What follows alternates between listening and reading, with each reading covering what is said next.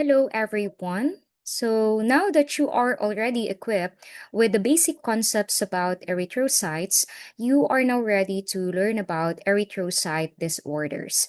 And in this recorded lecture, you are going to learn about anemia. And let's start by taking note of the following. Number one, RBCs, as I have told you before, play an important role in oxygen delivery to tissues. And their oxygen carrying capacity, guys, is attributed to their main cytoplasmic component, which is the hemoglobin. And as we all know, hemoglobin molecules are capable of binding oxygen in the lungs, okay, where there is high oxygen tension, and releasing them efficiently into the tissues where there is low oxygen tension. Okay, so that's one thing that you have to consider in understanding anemia.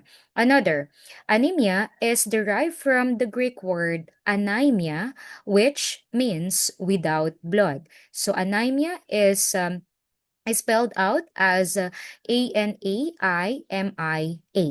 Another, okay, anemia is considered to be present if the hemoglobin of the RBCs or the packed cell volume of RBCs is decreased.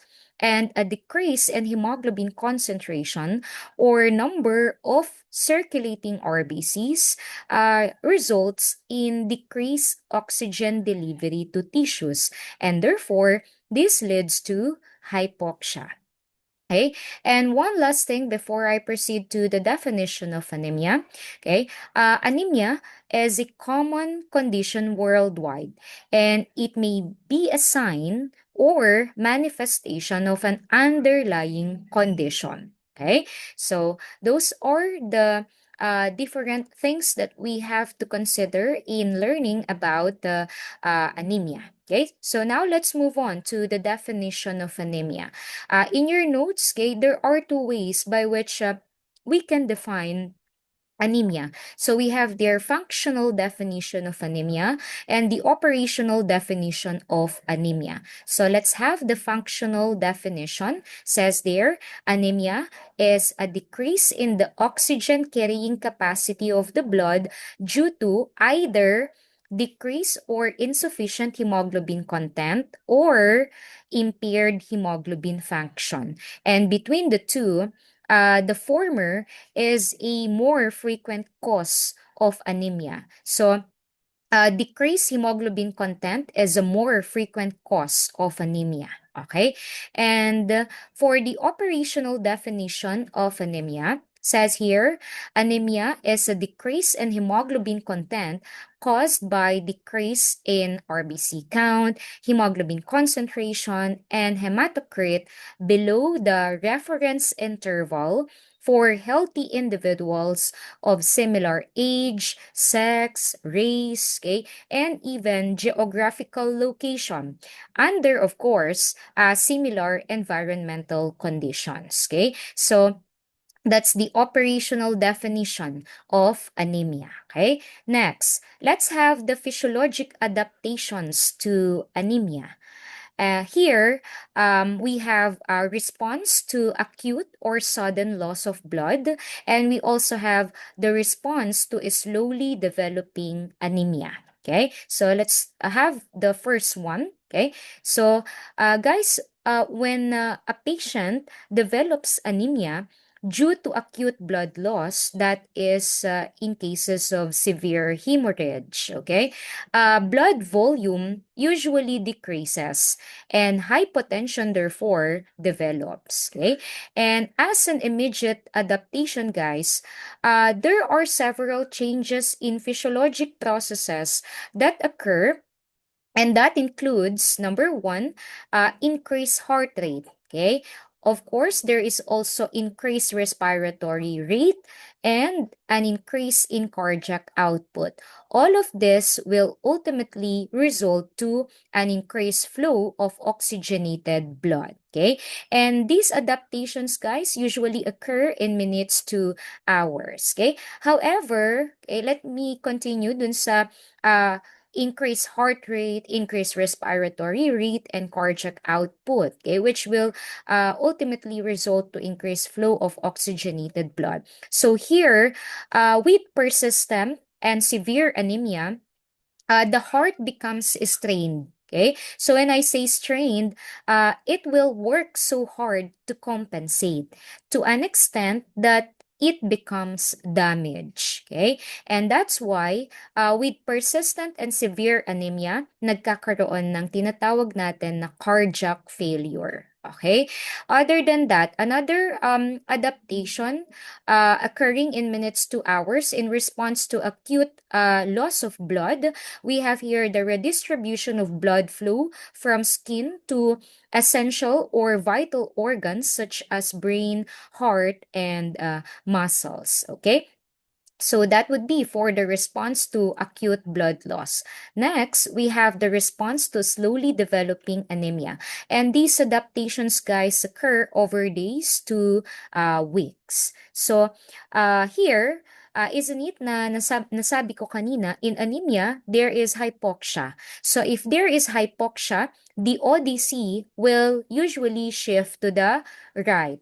Okay, here, there is an increase in erythrocyte 23-BPG, resulting to decrease hemoglobin's affinity for oxygen and allowing more oxygen release to tissues. Okay, another compensation or another adaptation is that since there is hypoxia here, this will trigger the hypoxia will trigger the kidneys to increase production of EPO. So if there is an increase in the production of EPO, this will also increase the rate of erythropoiesis in the bone marrow, thereby increasing the number of RBCs in the circulation. Okay? So yan yung mga changes in physiologic processes occurring when there is acute or sudden loss of blood or in response to slowly developing anemia. Okay, and before we proceed to the mechanisms of anemia, I just would like to make an emphasis on this point. Okay, here with rapid blood loss, going back to response to acute loss of blood, with rapid blood loss, hematocrit and hemoglobin may be initially unchanged. Why? Due to balance loss of plasma and RBCs. So immediately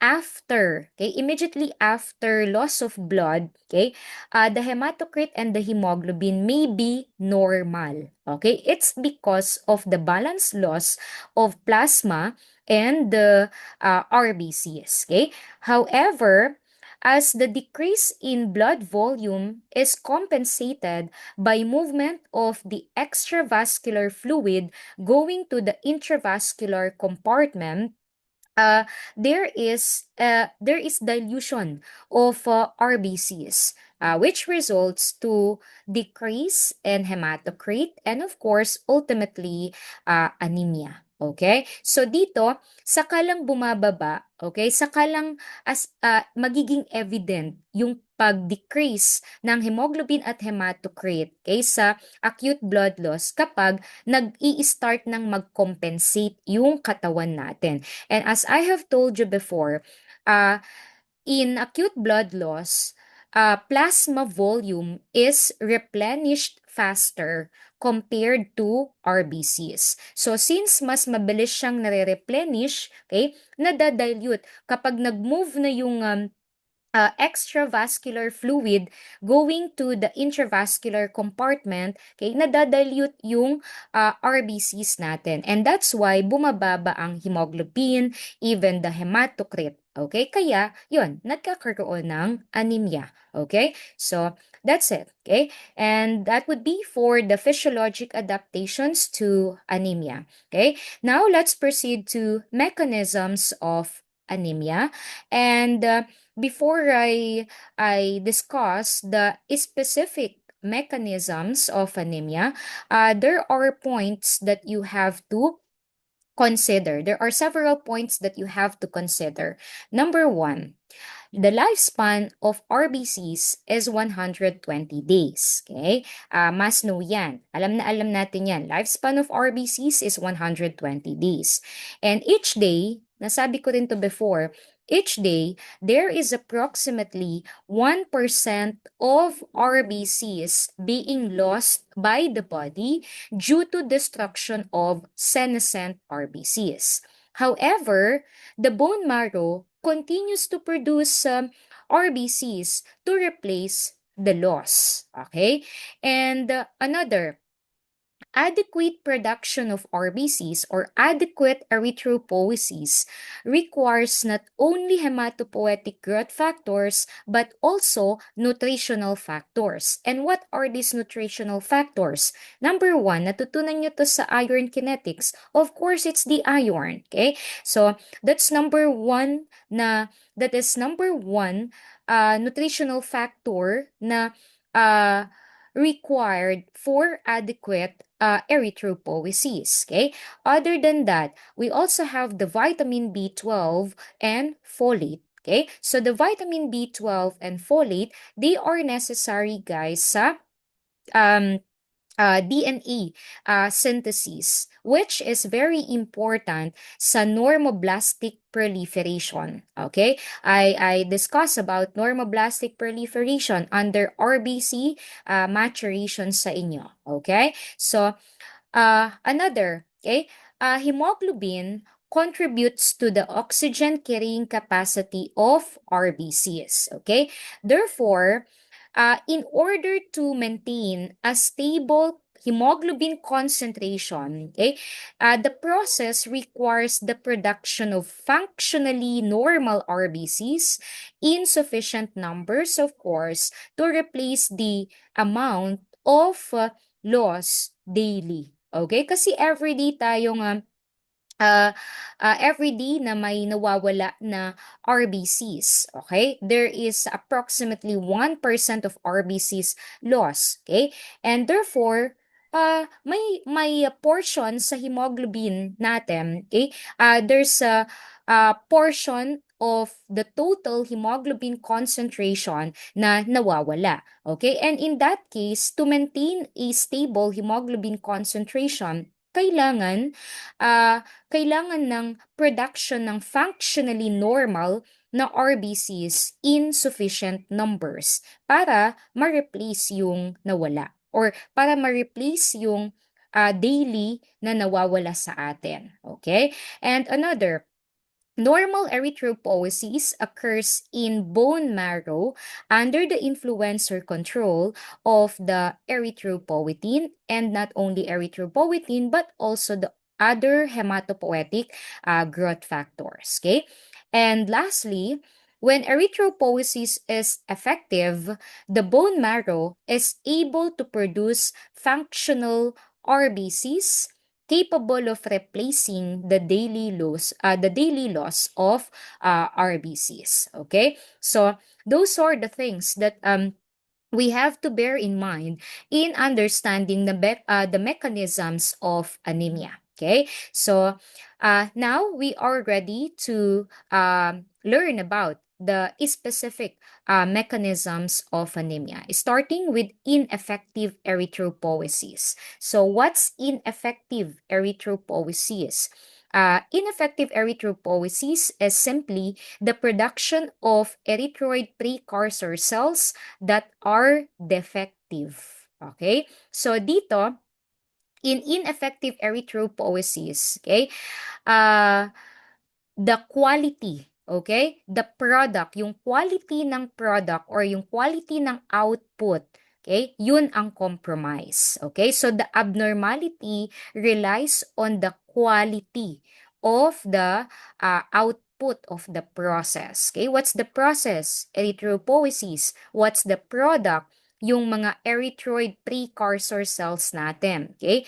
And yung mga na-produce na erythroid precursor cells, they are defective. Okay? So, what are examples of conditions na kung saan yung production ng erythroid precursor cells natin ay defective? We have here megaloblastic anemia, such as in vitamin B12 or folate deficiency. So if there is a deficiency of vitamin B12 or folate, this will impair DNA synthesis. And as I have told you kanina, DNA synthesis is very important in normoblastic proliferation. Okay?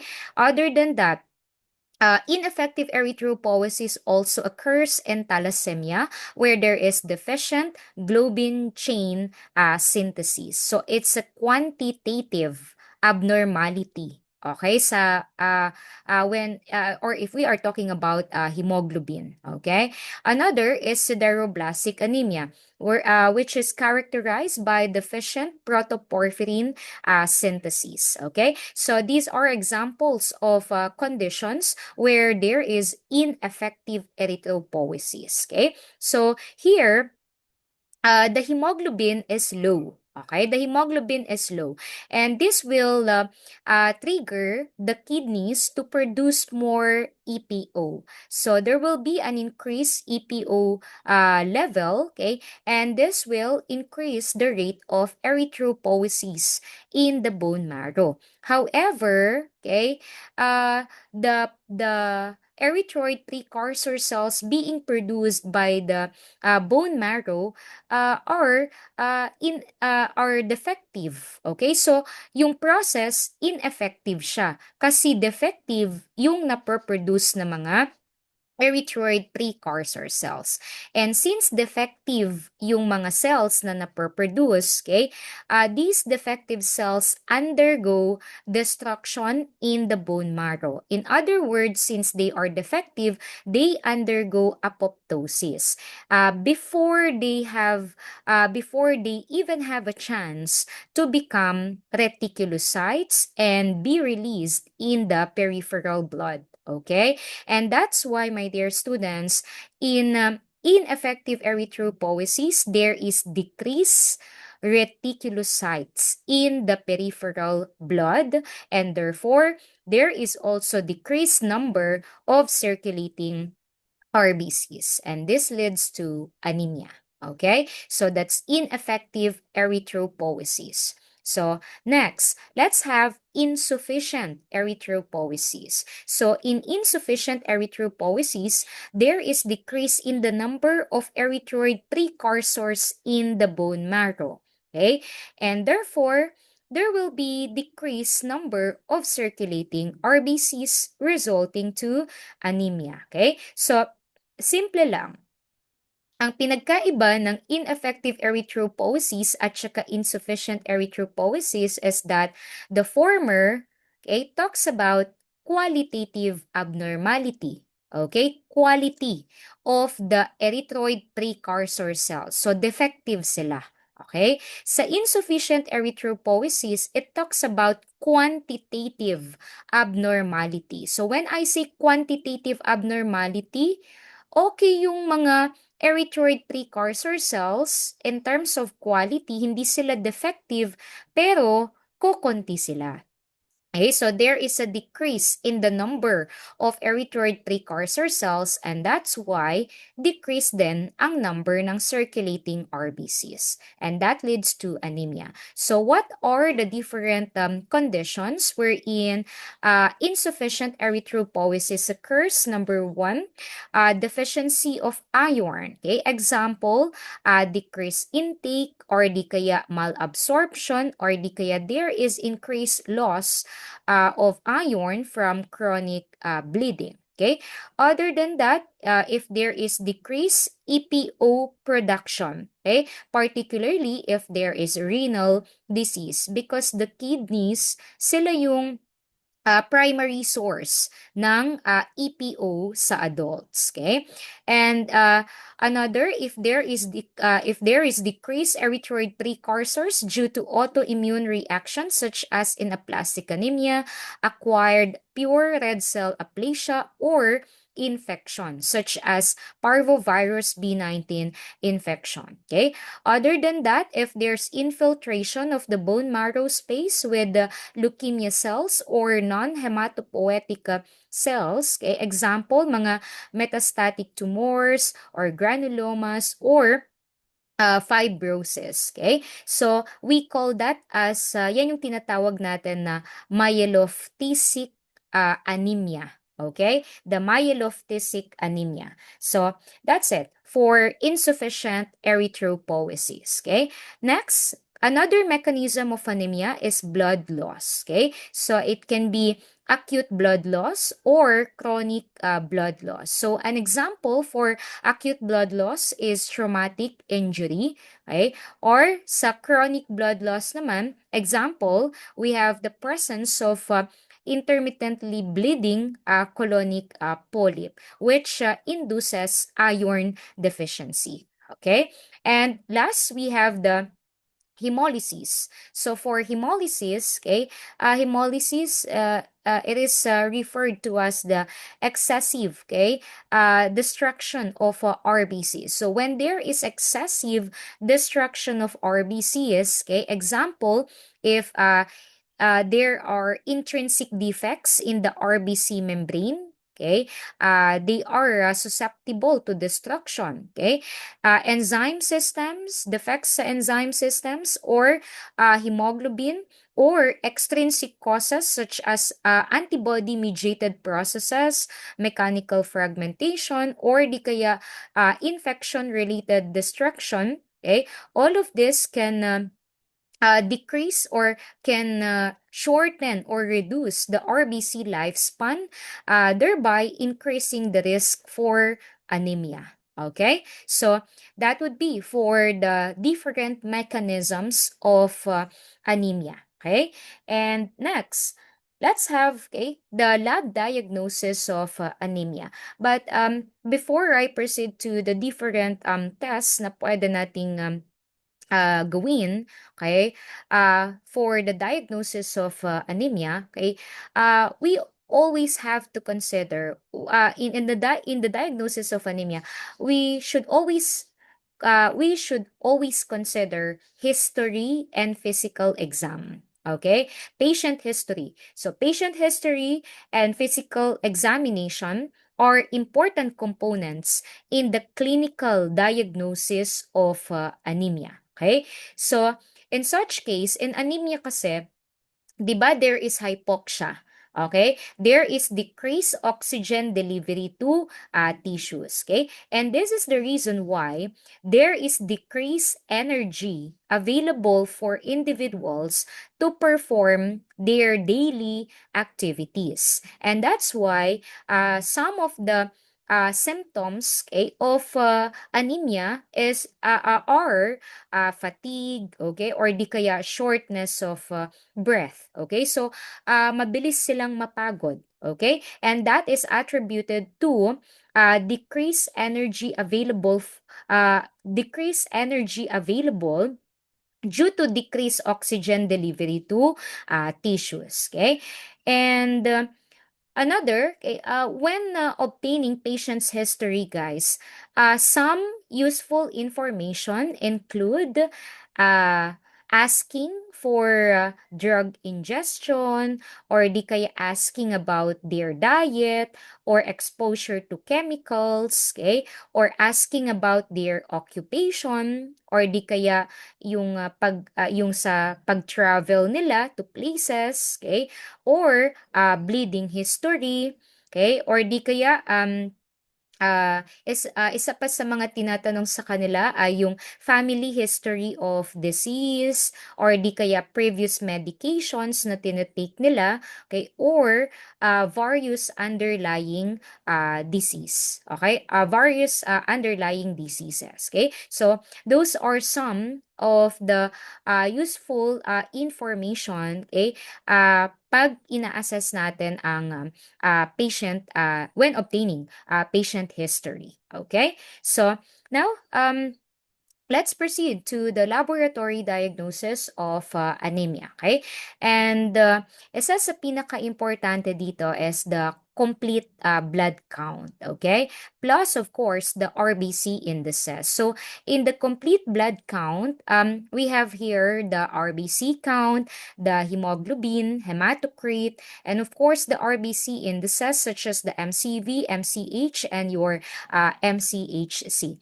And among these three RBC indices, the MCV is the most important in the lab diagnosis of anemia. Okay? And other than that, hindi ko na-include sa notes, we also have another important parameter, which is the RDW. Okay, the red cell distribution width. So RDW is simply the index of variation of cell volume in RBC population. Okay, so other than CBC, plus of course the RBC indices, we also have the reticulocyte count. Okay? So the reticulocyte count, guys, is dito pwede nating dun sa machine, pwede nating makita yung relative and the absolute reticulocyte counts. Okay? Yung kina-calculate na parameter, that's your RPI, the uh, tawag dito, reticulocyte production index. And we also have here the IRF, the immature reticulocyte fraction. So IRF, guys, they are relative and absolute retic counts. Pwede tong ma-obtain sa automated analyzers, okay? And when we talk about immature reticulocyte fraction, it pertains to the fraction, okay, of or portion of sheath or stress reticulocytes in the peripheral blood in relation to the number of the typical na reticulocytes. 'Di ba? Magkaiba ang typical na reticulocytes sa mga sheath or stress retics natin. So the IRF, the immature reticulocyte fraction, measures the sheath or stress reticulocytes in the peripheral blood. Okay? So here, reticulocyte count is very important, particularly in hemolytic anemias where there is decreased or reduced RBC survival. Okay? So in such case, sa hemolytic anemias kasi, guys, increase ang rate ng erythropoiesis. Okay? Why? That's the compensation sa increased destruction of RBCs. So, pag increase ang destruction ng RBCs, mababa ang number ng circulating RBCs sa peripheral blood, and as a compensation, mag-i-increase yung rate ng erythropoiesis sa bone marrow. And in that case, increase ang reticulocytes sa peripheral circulation. Okay? And that's why dito sa take note box natin, this is must know, an increase in reticulocyte count is considered to be the hallmark of hemolytic anemias. So, tatandaan natin yan. Okay? Pero hindi lang sa hemolytic anemia sa nag-i-increase ang reticulocyte count natin, but also in acute blood loss. Okay? So, hemolytic anemias and in acute blood loss, usually increase ang reticulocyte count. Kasi sa acute blood loss, guys, okay, there is decrease, similar siya sa hemolytic anemias, okay? Sa acute blood loss, there is decrease number of RBCs in the circulation, okay? And in that case, the bone marrow compensates, okay, by increasing the rate of erythropoiesis. And therefore, mag-i-increase ang reticulocytes in the peripheral blood. Okay? So, that's it. Same sila actually. Okay? Ang pinagkaiba lang nila yung cause.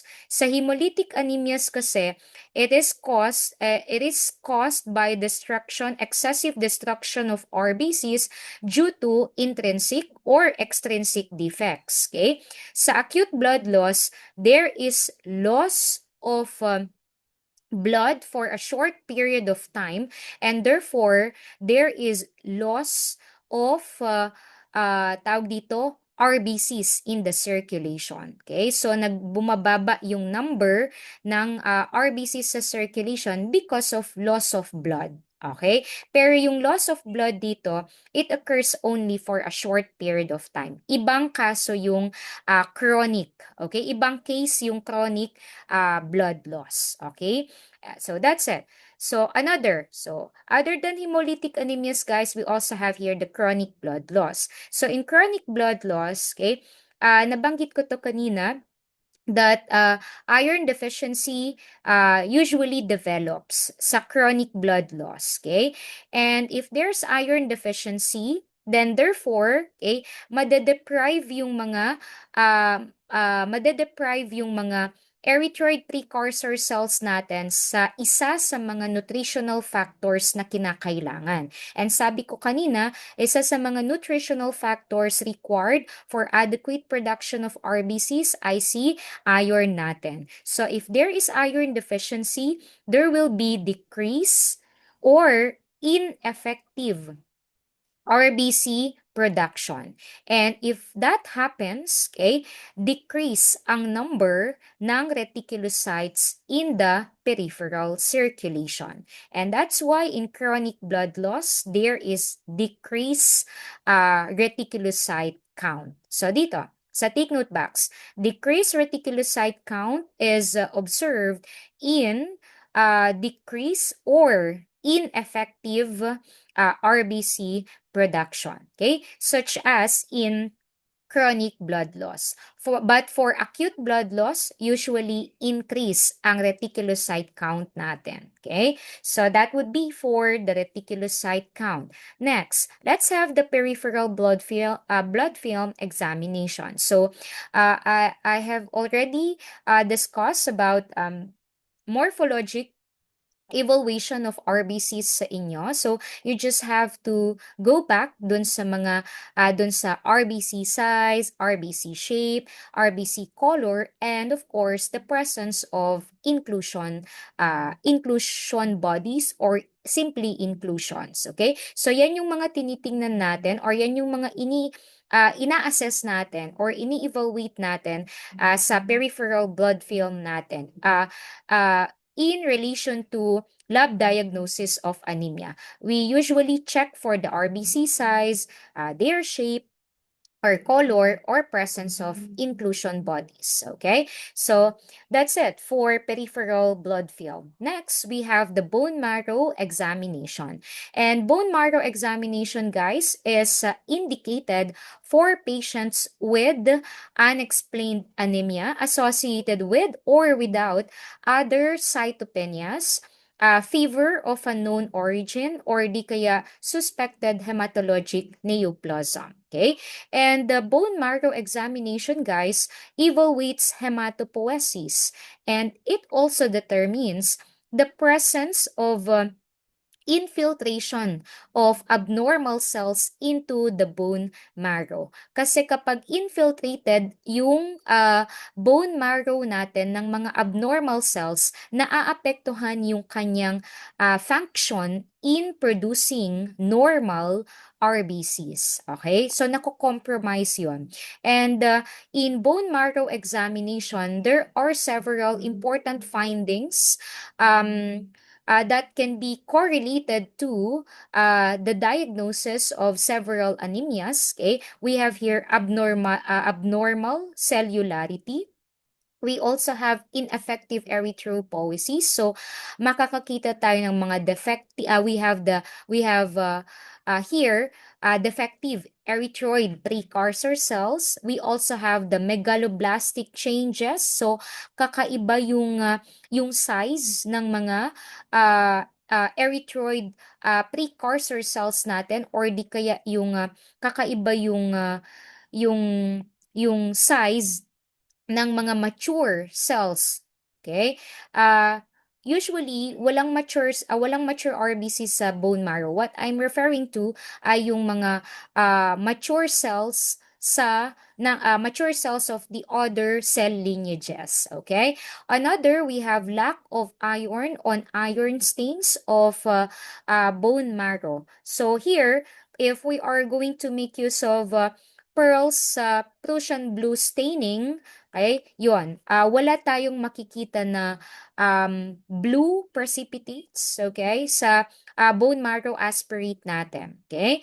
And another, we have the presence of granulomata, fibrosis, or infectious agents, or di kaya tumor cells. And ito yung tinatawag natin, nasabi ko to kanina, we call it as the myelophthisic anemia. So myelophthisic is spelled out as MYELOPHTHISIC. That's myelophthisic anemia. Okay, so it's an anemia characterized by bone marrow infiltration of abnormal cells such as granulomata, fibrosis, infectious agents, or tumor or malignant cells. Okay, so that's it for the bone marrow examination. And we can also perform other laboratory tests in the diagnosis of anemia, such as routine urinalysis. Okay? So, para saan ang routine urinalysis?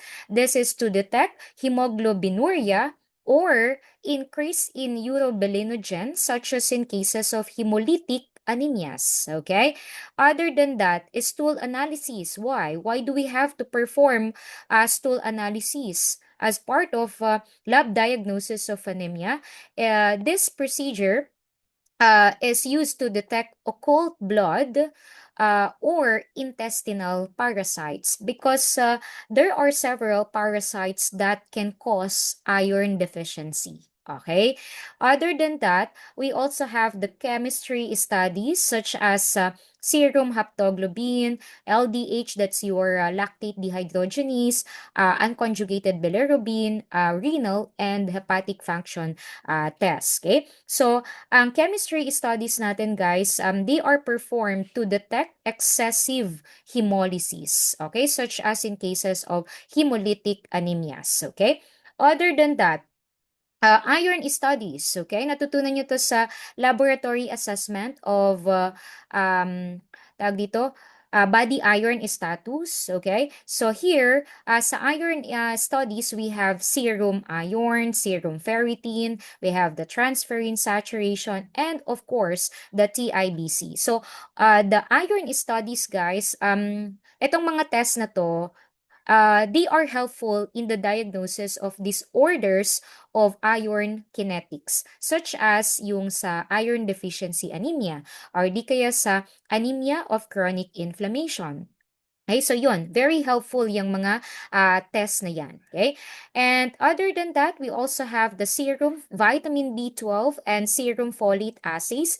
Ito naman, helpful sila in the diagnosis of anemias caused by defects of DNA metabolism, such as in cases of megaloblastic anemias. Okay, and lastly, we have the direct antiglobulin test. Okay, the DAT or the direct antiglobulin test, guys, is used to differentiate autoimmune hemolytic anemia from the other hemolytic anemias. Okay, so here, okay, therefore, in the diagnosis of in the lab diagnosis of anemia, okay, what serves as a screening test is your CBC. Okay, so tatandaan natin yon.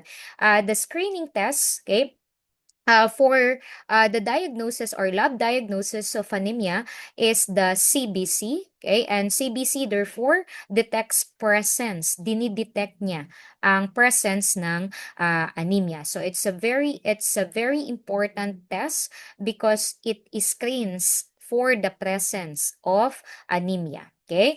And lastly, okay, for the diagnosis, whether it's clinical diagnosis or lab diagnosis in general, diagnosis of anemia is based on number one, patient history. Okay. Other than that, it is also based on physical examination. Okay.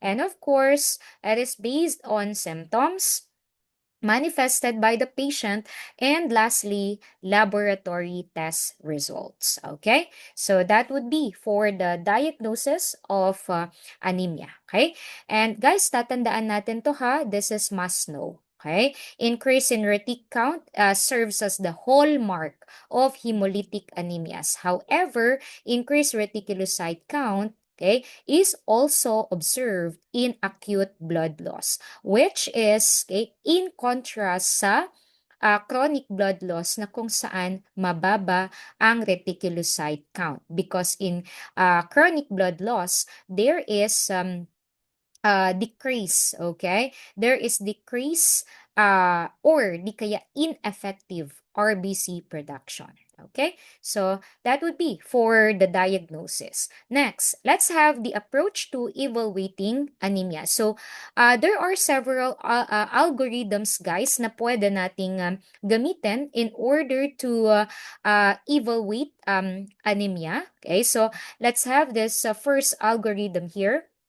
So we have the morphologic classification of anemias based on MCV. Okay, so here, uh, in classifying anemia based on red cell or tawag dito mean cell volume, okay, of your RBCs, okay, we have the terms microcytic, macrocytic, and your normocytic. Okay, since our reference range for MCV is 80 to 100 femtoliters. Then we can say that we can consider the anemia as normocytic, okay, if the MCV is within 80 to 100 femtoliters, okay? So, ma'am, kahit normocytic yung RBCs, may associated pa rin doon na condition? Yes, okay? Such as sa hemolytic anemias, okay?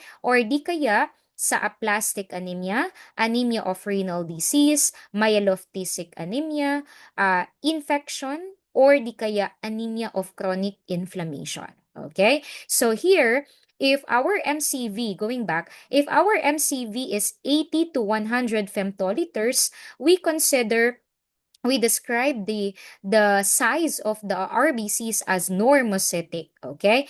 And if the MCV is coupled with normal MCV, kakasana. If the normal MCV is coupled with increased reticulocyte count, okay, we have to consider hemolytic anemias because an increase in retic count is the hallmark of hemolytic anemias. And hemolytic anemia can be tawag dito, can be categorized as to whether the anemia is caused by intrinsic defects or extrinsic defects. So here for the intrinsic defects, we have membrane defects, we have hemoglobinopathies. Ano ulit ang hemoglobinopathies? These are group of disorders characterized by abnormal structure of the hemoglobin. Okay, so hemoglobinopathies. And other than that, isa pang group of disorders under intrinsic, we have enzyme deficiencies. What about enzyme deficiencies? We have G6PD deficiency, hexokinase deficiency, yun yung mga deficiencies sa glycolytic enzymes, okay, sa RBCs natin, okay? So, all of these are under intrinsic defects, okay? Next, we also have the extrinsic defects, okay? And sa extrinsic defects, we have the immune causes and the non-immune RBC injury, such as microangiopathic. Okay, we also have macroangiopathic. We also have presence of infectious agents, okay, or di kaya other injuries such as exposure to certain drugs, exposure to chemicals, or venoms, or extensive burns, okay? So that would be for the different mechanisms that causes hemolytic anemia, okay? Next, if the MCV is normal and the reticulocyte count is normal or decrease, we can consider aplastic anemia, anemia of renal disease, myelophthisic anemia, infection, and ACI, anemia of chronic inflammation. Okay? Next, if the MCV is greater than 100, then we can describe the RBC size as macrocytic. Okay? So, mga macrocytic anemias ang i-consider natin dito. And in macrocytic anemias, we have the non-megaloblastic anemias and the megaloblastic anemias. Under megaloblastic anemias, we have vitamin B12 deficiency, folate deficiency. We also have myelodysplasia, erythroleukemia, and exposure to certain drugs, okay, that impairs DNA synthesis. Other than that, in non-megaloblastic anemias, we have the following: aplastic anemia, okay, that's a bone marrow failure, okay. Another, we have chronic liver disease, and of course, alcoholism, okay. So that would be for macrocytic anemias. Next, we also have the microcytic anemias. When the MCV is less than 80 femtoliters, okay, we have to consider microcytic anemias. And what are examples of microcytic anemias? We have here sideroblastic anemia, iron deficiency anemia, anemia of chronic inflammation, and of course, thalassemia, okay, as well as your hemoglobinopathies, okay, such as example dyan, we have your hemoglobin E disease or trait. Okay? So, mapapansin ninyo guys that mapapansin ninyo dito sa algorithm na to that a particular condition can be categorized or it can be under more than one category. Okay? So ito, hindi naman siya, tawag dito, hindi siya, it's not it will not give us a definitive diagnosis, but this algorithm will help us in classifying our anemias based on, of course, MCV and reticulocyte count. Okay? So there's another algorithm na pwede nating gamitin in classifying our anemias, okay? And that's using the reticulocyte count only, okay? So we have here morphologic classification of anemias and the reticulocyte count, okay? So here, we are going to use the absolute reticulocyte count. So if the ARC is low or normal, we have to consider decrease or ineffective erythropoiesis. And if the MCV is low, so we have to consider microcytic anemias. Okay? We have IDA, ACI, sideroblastic anemia, and we also have thalassemia. Okay? And if the MCV is normal naman, we have to consider normocytic anemias. And under normocytic anemias, we have bone marrow failure such as aplastic anemia. We also have anemia of renal disease. We also have infection, myelophthisic anemia, and ACI. Tignan nyo yung ACI. Pwede siyang mag-classify sa normocytic, pwede din siyang mag-classify sa microcytic. Okay? Other than that, if the MCV is too high, okay, we have to consider macrocytic anemias, such as mga megaloblastic anemias and your non-megaloblastic anemias. So under megaloblastic anemias, we have here your vitamin B12 deficiency, folate deficiency. Okay? And if we are talking about non-megaloblastic anemias, we have the aplastic anemia. Okay? We also have here ah, tawag dito, exposure to, but not part of the non-megaloblastic na, exposure to some drugs, okay, or di kaya, eto, non-megaloblastic to, chronic liver disease, okay, chronic liver disease. We also have here myelodysplastic syndrome, okay, and, of course, si myelodysplastic, it's part of, megalo. Okay, it's part of megalo. So yung megalo dito, we have vitamin B12 deficiency, folate deficiency. We also have myelodysplastic. Okay, for the non, we have aplastic anemia. We also have chronic liver disease. Okay, yun. So, yun yung examples natin for non-megaloblastic anemia. Okay? And of course, yun, exposure to certain drugs. So, that's it. If we have a low or normal na ARC. Okay? Next, if we have high ARC, okay, we can consider excessive RBC loss. Okay? Such as in hemolytic anemias or di kaya in acute blood loss. Ito, acute hemorrhage, okay? So under hemolytic anemias, nabanggit ko kanina, that there are intrinsic causes and extrinsic causes, such as membrane defects, hemoglobinopathies, enzyme deficiencies. Okay, for extrinsic causes, we have the immune and the non-immune. Okay, so we have the immune hemolytic anemias. We also have the microangiopathic hemolytic anemias, such as your TTP, your HUS, or your DIC. Okay, so TTP is tawag dito, at thrombocytopenic, okay? Purpura, okay? Thrombotic tuloy.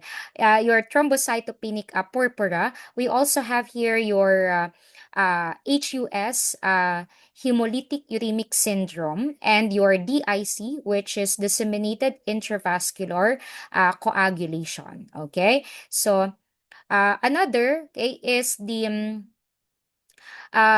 macro angiopathic hemolytic anemias, such as in traumatic cardiac hemolysis, and also presence of infectious agents such as malarial species.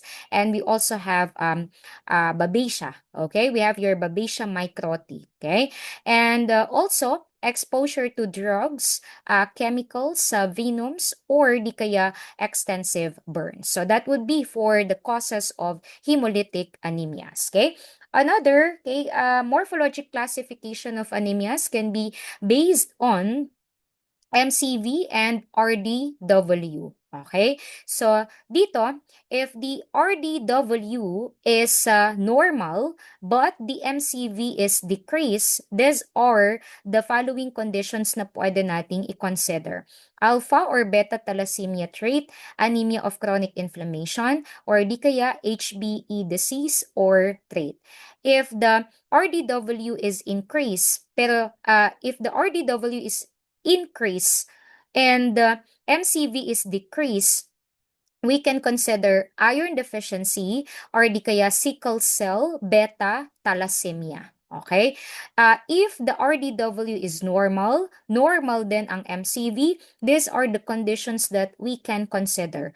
ACI, anemia of renal disease, acute hemorrhage, or di kaya hereditary spherocytosis. But if the RDW is increased, normal ang MCV, ito naman yung mga pwede nating i-consider.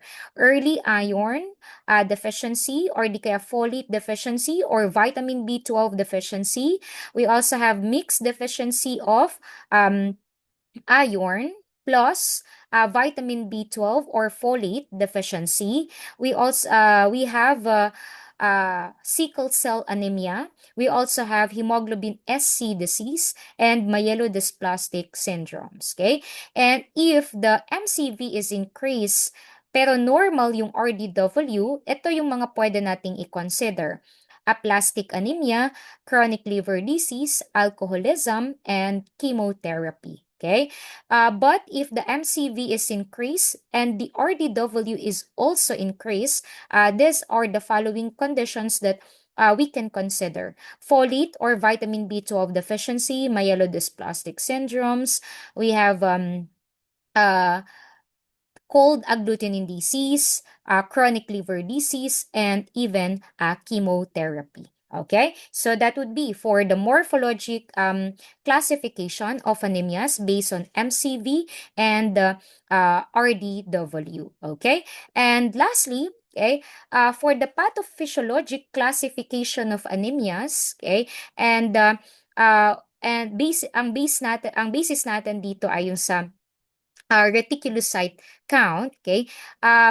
Actually, we can classify your anemias based sa kanilang pathophysiologic mechanism, okay? So, pathophysiologic classification of anemias can be anemias caused by decreased production of RBCs or anemia caused by increased RBC destruction or loss. Okay? So, under anemia caused by decreased production of RBCs, we have bone marrow failure, such as in cases of acquired and congenital aplastic anemia. We also have pure red cell aplasia. We also have anemia associated with marrow infiltration. Okay. Other than bone marrow failure, there is decreased production of RBCs if there is impaired erythroid development, such as disorders of DNA synthesis, such as megaloblastic anemia. Ang pinaka-common dyan, we have your vitamin B12 deficiency and your folate deficiency. Other than that, we have disorders of hemoglobin synthesis such as iron deficiency anemia, thalassemia, sideroblastic anemia, and anemia of chronic inflammation. And lastly, a decrease in the production of EPO if there is anemia of renal disease. Okay? So that would be for the classification of anemias based sa kanilang pathophysiologic mechanism. And the second category, caused by increased RBC destruction naman. So we have here intrinsic RBC abnormality. So we have the membrane defects, enzyme deficiencies, and globin abnormalities. So for the membrane defects, we have hereditary spherocytosis, hereditary elliptocytosis, or pyropoikilocytosis, and even PNH, paroxysmal nocturnal hemoglobinuria. Okay? What about examples of enzyme deficiencies? We have your PK deficiency, pyruvate kinase, and we also have your G6PD deficiency. Okay? Next, we have the globin abnormalities such as in sickle cell anemia and in hemoglobinopathies. By the way, going back to what I have told you before, hemoglobinopathies versus thalassemia, anong difference nila? Hemoglobinopathies sa structure ng hemoglobin. Ang thalassemia sa quantity. Okay? Quantity ng globin. Okay? Or ng ating hemoglobin. Okay? Particularly sa globin synthesis. Okay? So, yun. So, hemoglobin sa decreased hemoglobin synthesis pag sa thalassemia, uh, abnormal structure of hemoglobin naman sa hemoglobinopathies. Okay, so tatandaan natin yon. And another is extrinsic RBC abnormality. We have immune causes, okay, such as your WAHA, warm, autoimmune hemolytic anemia, that should be WAIHA. Okay, we also have CAD, the cold agglutinin disease. We also have PCH, paroxysmal cold hemoglobinuria. We also have HTR, hemolytic transfusion reaction, and we also have the HDFN, hemolytic disease of fetus and newborn. Okay. Next, we have the non-immune red cell injuries. Okay. We have here your tawag dito, your MAHA. Okay. We also have here your TTP, your HUS, your HELP syndrome. Okay. And we also have your DIC. Okay. Next, we also have the microangiopathic hemolytic anemia. Example, sa traumatic cardiac hemolysis. We also have infectious agents, other injuries caused by chemicals, drugs, venoms, or extensive burns. Okay, so that would be for the extrinsic RBC abnormality. Next, we have the last, okay, the blood loss. Okay, so under that, we have your acute blood loss anemia. Okay, and always remember that in acute blood loss anemia, there is increased reticulocyte count along with increase ang retic count din sa hemolytic anemias natin. So, tatandaan natin yun. So, that would be for the pathophysiologic classification of anemias.